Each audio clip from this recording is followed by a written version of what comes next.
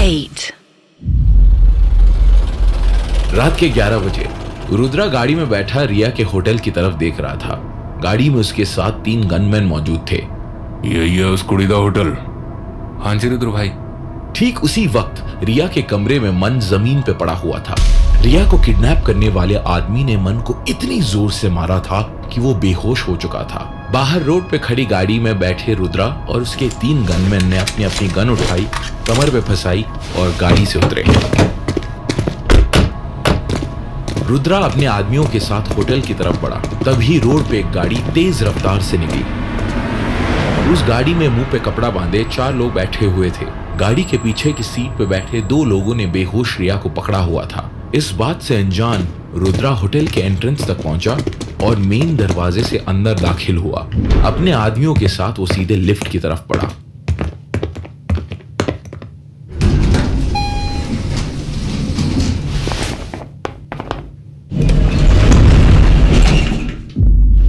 Lift का दरवाजा बंद होते ही सबने अपनी अपनी गन निकाली। कुड़ी नू मारना नहीं है, सिर्फ उठा के लेके जाना है। यही हमें मन तक पहुंचाएगी। रिया के फ्लोर पे पहुंचते ही रुद्रा और उसके आदमी लिफ्ट से निकले। लिफ्ट के ठीक सामने रिया के रूम का दरवाजा था। खुले दरवाजे से अंदर बेहोश पड़े मन के पांव दिखाई दे रहे थे। रुद्रा झट से कमरे के अंदर घुसा।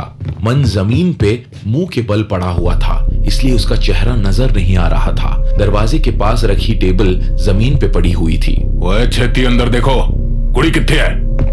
रुद्रा के आदमी जल्दी से बाथरूम और बालकनी चेक करने लगे।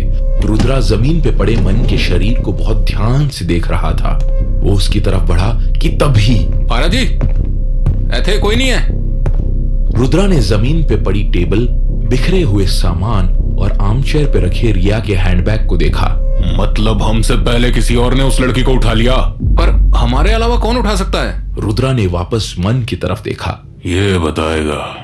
रुद्रा ने झुक के मन का कंधा पकड़ा और उसे एक तरफ धकेला। मन पलट के पीठ के बल गिर गया। अब उसका चेहरा साफ नजर आ रहा था। मन को देखकर रुद्रा एक पल के लिए थम गया, लेकिन फिर गुस्से से उसका पूरा शरीर कांपने लगा। उसके माथे पे पसीने की बूंदें उभर आईं और सांसें फूलने लगी। रुद्रा के आदमी भी मन को देखकर बौचक्के रह गए। उन्हें यकीन नहीं हो रहा था कि जिस आदमी को ढूंढने के लिए वो सब इतना दिन से भाग रहे थे, वो इस पल उनके सामने बेहोश पड़ा था। तभी रुद्रा ने गन से मन की आंखों के बीच निशाना साधा। इसे होश में लाना होगा। रुद्रा ने मन के पीठ पे जोर से लात मारी। मन नहीं उठा। रुद्रा ने झुक के मन के मुंह पे 2 जोरदार मुक्के जड़ दिए। मन को फिर भी होश नहीं आया। रुद्रा के आदमी उसका गुस्सा देख के डर गए थे। उनमें से एक ने हिम्मत की। पारा जी, मार ही दो ना, होश में क्यों लाना है इसे? मुझे इसे सिर्फ मारना नहीं है, मरते हुए इसे दिखना चाहिए कि इसे मैंने मारा है। जा, पानी लेके आ। एक आदमी पानी लाने के लिए बाथरूम में गया। तभी खिड़की के पास खड़े गनमैन ने नीचे रोड की ओर देखा। वो घबरा गया। पारा जी, पुलिस! रुद्रा को अपने आदमी की आवाज जैसे सुनाई ही नहीं दी। उसका ध्यान सिर्फ मन पे था। इतने में उसका आदमी बाथरूम से पानी की बाल्टी ले आया और रुद्रा ने बाल्टी उठा के सारा पानी मन के शरीर पे दे मारा। पानी की बौछार पड़ते ही मन को तेज खांसी उठी। पारा जी, पुलिस दी 2 गड्डियां हैं, होटल के अंदर आ गए हैं वो। रुद्रा मन पे गन ताने खड़ा था। उसका शरीर बिल्कुल स्थिर था। मन की खांसी अब शांत होने लगी थी। वो धीरे धीरे होश में आ रहा था।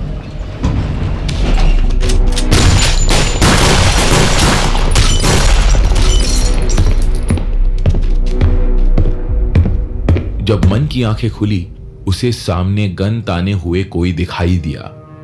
उसने आंखें मसल के ध्यान से देखा। वो कोई पुलिस वाला था जिसने कॉरिडोर में किसी पे गोली चलाई थी। उसके सामने 6 पुलिस वाले गन लिए खड़े थे। सबसे आगे खड़ा था एसीपी कर्नैल सिंह। वो 50 साल का लंबा चौड़ा आदमी था। उसकी दाढ़ी मूछें सफेद और आंखें किसी शिकारी जैसे तेज थी। कर्नैल चिल्लाया, वो सर्विस लिफ्ट से नीचे गए। 3 बंदे फायर एग्जिट से भागो नीचे। हम लोग मेन लिफ्ट से आ रहे हैं। रुद्र या उसका कोई भी बंदा दिखे तुरंत गोली मार देना। मन उठ के बैठा। धीरे धीरे उसे याद आया कि उसके बेहोश होने से पहले वहां क्या हुआ था। वो उठ के कर्नैल पे झपटा। ले गया, रिया को किडनैप करके ले गया रुद्र। कौन? अबे कौन ठीक उसी वक्त रुद्रा और उसके आदमी होटल के पीछे के दरवाजे से बाहर निकल के भागे। पर पारा जी, हमारी गड्डी तो होटल के सामने खड़ी है। हाँ, वहां पुलिस खड़ी होगी। यहाँ खेतों से होकर सामने हाईवे से किसी की गड्डी छीन लेंगे। चलो। वो हवलदार दी गोली मेरे कंधे पकड़ो निकली। पारा जी, आपने मन को उठने का इंतजार नहीं करना था, उसे तुरंत। ओए, दबा रहा है बात बोली तो मेरी गोली तेरे कान के बीच से निकलेगी, समझा? रात के 1 बजे मन के घर में सब सो चुके थे। बस गोलू और जस्सी मन का इंतजार कर रहे थे। तभी मन घर में दाखिल हुआ। गोलू और जस्सी ने उसे देखा। ओए मन, कितने सीगा तुम? मन उसकी बात अनसुनी करके सीधा सीढ़ियां चढ़ने लगा। पहले फ्लोर पे जाके मन अपने कमरे में गया।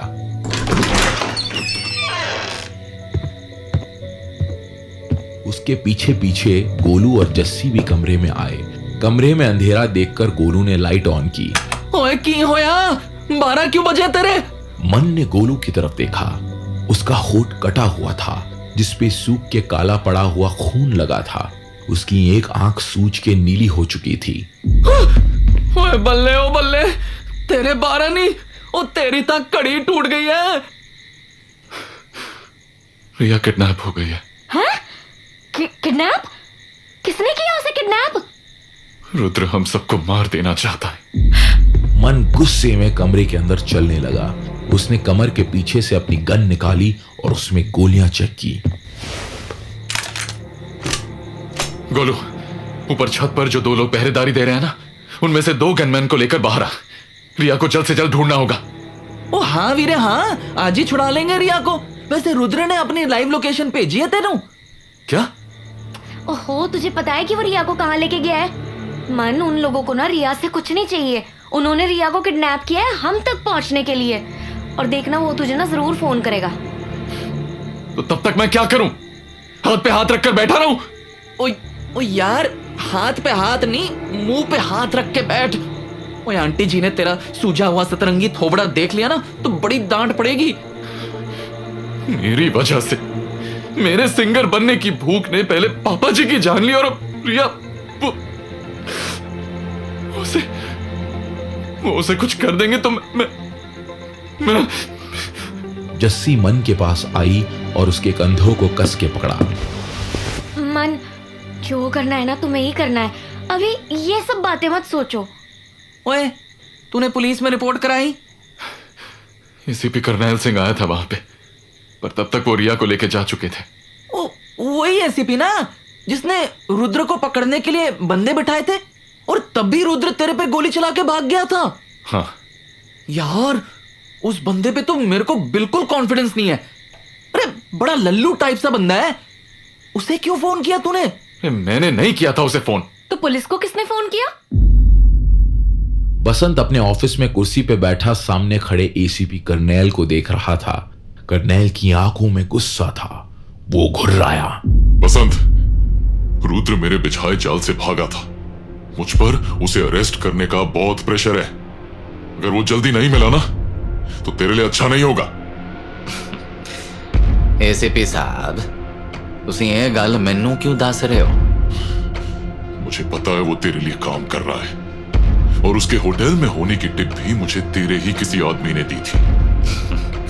एसीपी साहब, जे रुद्र मेरे लिए काम कर रहा हुंदा तो मैं उन्होंने फड़न लिए टिप क्यों देंदा तुहानू? हैं?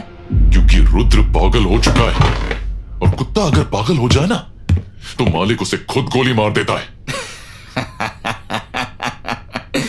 ए तुसी सही कहा करनैल साहब, पर जे दूजियां दा कुत्ता सानू कट्टण वास्ते आए ते गोली तो ओनू भी मारनी पैंदी है। मैं बड़े सालों से इंतजार कर रहा हूं बसंत, तुझे पिंजरे में डालने का, पर तू हर बार किसी पॉलिटिशियन के जूतों में घुसकर बच जाता है। एक दिन तू जरूर पकड़ा जाएगा। वो तुसी बेवजह अपना बीपी बढ़ा रहे हो करनैल साहब, ठंड रखो। ओ स्वा ठंड, तेनू पता भी है उसने किसे किडनैप किया है? अल्फा म्यूजिक लेबल के मालिक की बेटी को। Alpha music? वो तो बहुत बड़ी कंपनी है। मैनू तो लगता है कि ओदे प्यो नू पता ही नहीं है कि ओदी धी किडनैप हो गई है। जे पता हुंदा तां अतिकन सारे न्यूज़ चैनलों ते खबर हुंदी ते थोड़ा सस्पेंशन लेटर भी आ गया हुंदा। नहीं, तुसी मेरे नाल टाइम वेस्ट करना छड्डो ते उस कुड़ी नू लब्भण ते ध्यान दो। वो छेती मिल गई तां ठीक, नहीं तां की पता कोई अनजान आदमी ओदे प्यो नू फोन करके खबर कर दे कि तुहानू किडनैपिंग तो पहला ही इन्फॉर्मेशन सी, उस तो बाद भी तुसी उस नू बचा नहीं पाए। ते जे वो कुड़ी जिंदा नहीं मिली तो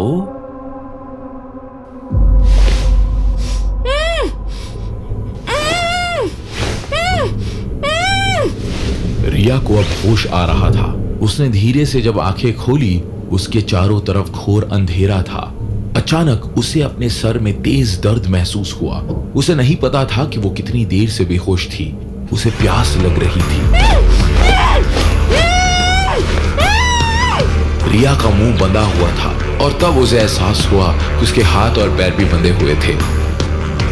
रिया के सामने कोई खड़ा था।